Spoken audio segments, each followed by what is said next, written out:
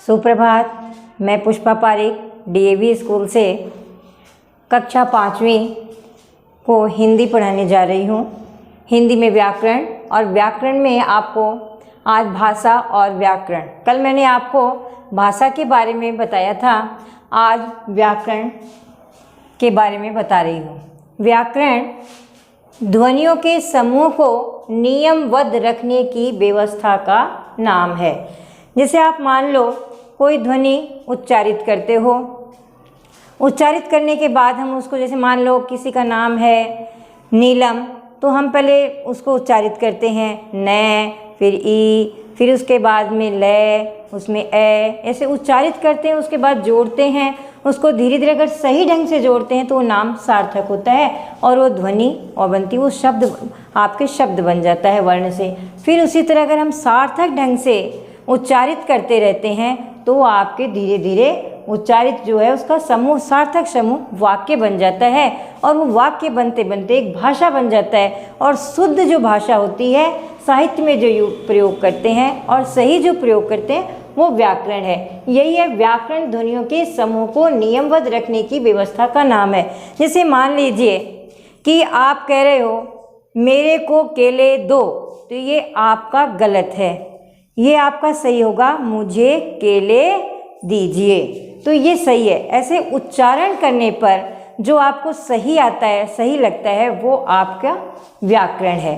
तो तो हम कह सकते हैं कि व्याकरण ध्वनियों के समूह को नियमबद्ध रखने की व्यवस्था का नाम है। यदि आप गलत रखोगे, सार्थक नहीं रखोगे, तो आपका व्याकरण नहीं होता है, वो गलत है, व्याकरण के नियम के अनुसार नहीं है, वो गलत होता है। अब हम देखते हैं व्याकरण की परिभाषा।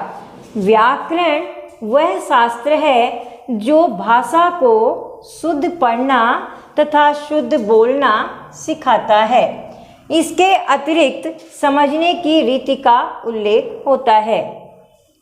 तो व्याकरण, आप जानते, मैंने आपको पहले बता दिया कि व्याकरण आपके शुद्ध बोलने के नियमों को ही हम व्याकरण कहते हैं। और ये उच्चारण भी इसका शुद्ध होना चाहिए। उच्चारण शुद्ध होगा तो आप शुद्ध लिखोगे, और शुद्ध लिखोगे तो शुद्ध ही उसको पढ़ोगे। तो यही है कि व्याकरण वह शास्त्र है जो भाषा को शुद्ध पढ़ना तथा शुद्ध लिखना, शुद्ध बोलना सिखाता है।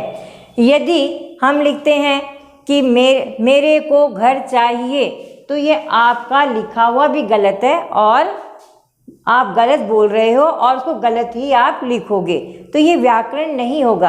आपको लिखना है मुझे घर चाहिए, मुझे घर जाना है, मुझे यहाँ पर नहीं रहना है। ऐसे जो शुद्ध शब्द होते हैं वो हम लिखते हैं और शुद्ध ही पढ़ते हैं और शुद्ध ही बोलते हैं।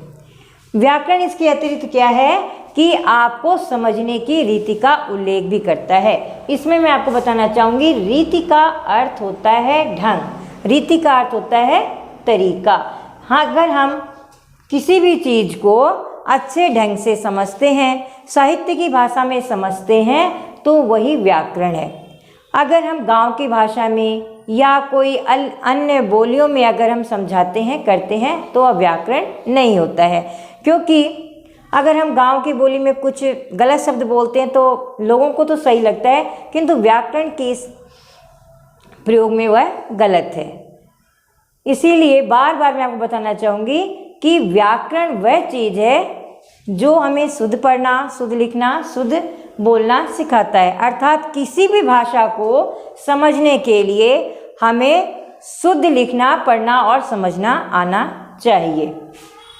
मान लीजिए आपने व्याकरण नहीं जाना और आपने किसी भी चीज़ को लिख दिया, मेरे को पेन दो, तो मालूम पड़ जाएगा हमें कि आपको व्याकरण बिल्कुल नहीं आता है, न व्याकरण के बारे में आप जीरो हो।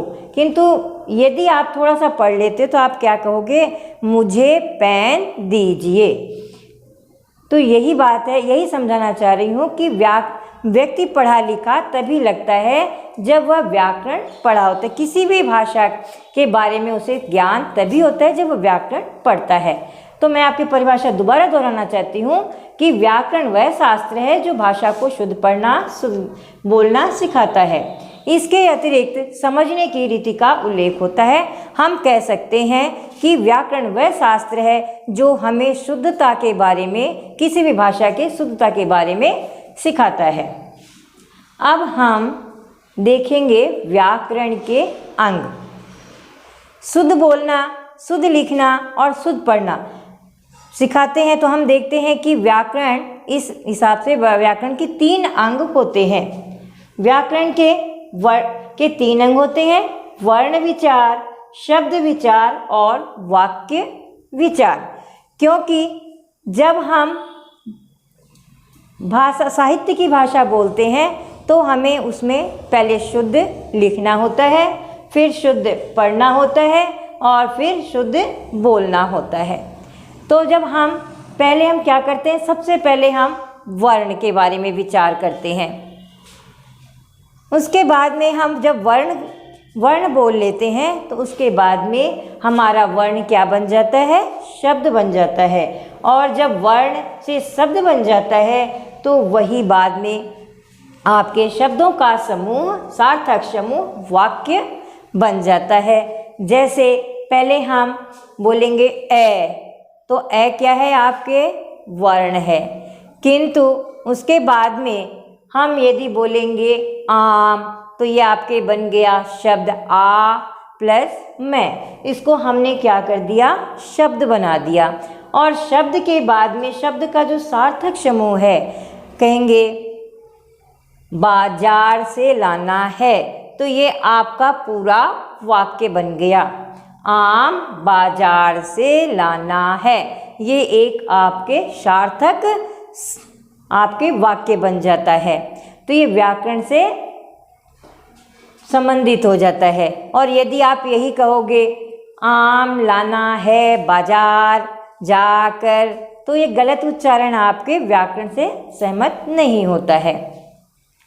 तो इसी तरह हम देखते हैं कि अगर हम शुद्ध लिखेंगे, शुद्ध पढ़ेंगे, शुद्ध बोलेंगे, तो आपके व्याकरण का उसमें उल्लेख होगा और व्याकरण आपका अच्छा लगेगा आपको कि आप पढ़े लिखे हो और आप व्याकरण के बारे में जानते हो।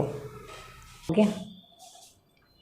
किसी भी भाषा को समझने के लिए हमने देखा कि वर्ण, शब्द और वाक्य, ये तीनों चीज़ हमें चाहिए। तो हम देखते हैं कि व्याकरण में हमें सबसे पहले वर्ण विचार देखना पड़ता है। हमें व्याकरण के अंग मैंने आपको बताया 3 होते हैं: वर्ण विचार, शब्द विचार और वाक्य विचार। तो हम सबसे पहले वर्ण पे विचार करते हैं। वर्ण भाषा की मूल इकाई है। प्रत्येक शब्द वर्णों के योग से बनता है। व्याकरण के इस अंग के अंतर्गत वर्ण, उनके भेद, उनके उच्चारण, प्रयोग आदि पर विचार किया जाता है। वर्ण है जो भाषा की आपके मूल इकाई है। सबसे पहले भाषा को बोलने के लिए हमें क्या चाहिए? वर्ण चाहिए। वर्ण भाषा की मूल का अर्थ होता है प्रारंभिक या जड़, यानी भाषा की जो जड़ क्या है वो वर्ण है।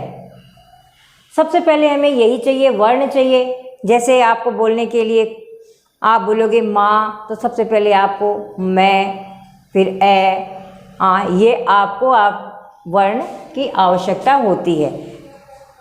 उसके बाद हमें क्या चाहिए?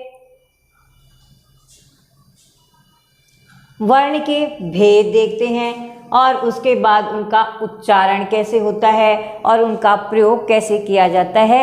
हम इस पर वर्ण विचार करते हैं कि सबसे पहले हम क्या देखते हैं कि वर्ण क्या है? भाषा की मूल इकाई है।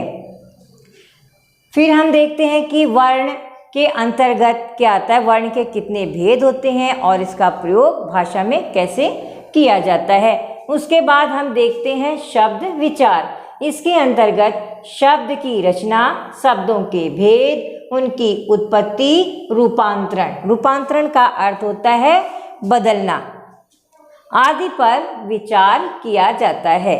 शब्द विचार में हम क्या करते हैं कि शब्द की रचना कैसे हुई, उसके भेद कितने हैं और शब्दों की उत्पत्ति कितनी हुई और शब्दों का प्रयोग कैसे किया जाता है और इनको बदला भी कैसे जाता है। अगर कोई अशुद्ध शब्द हो उनको शुद्ध कैसे किया जाता है, ये हम शब्द विचार में देखते हैं।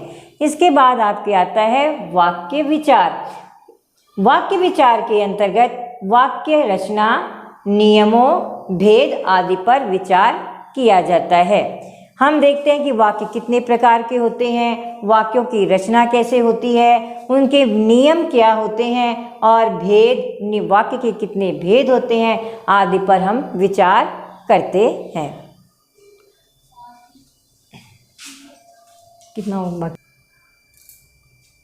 तो मैंने आपको बताया कि व्याकरण के 3 अंग होते हैं, क्योंकि किसी भी भाषा को समझने के लिए हमें वर्ण, शब्द और वाक्य की आवश्यकता पड़ती है और उसमें हम सबसे पहले वर्ण पे विचार करते हैं, फिर शब्द पे विचार करते हैं और फिर वाक्य पे विचार करते हैं।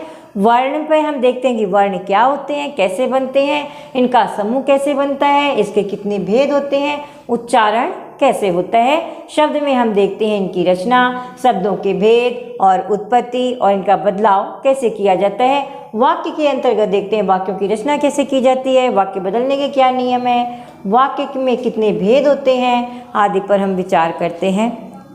धन्यवाद। लोगों में तो भूल गई। मैंने जो आपको पढ़ाया उसमें यदि आपके पास कोई भी समस्या आती है तो आप डीएवी स्कूल के व्हाट्सएप नंबर पर मैसेज कर सकते हो और जो भी समस्या है उसका समाधान आपको मिल जाएगा। धन्यवाद। ओके।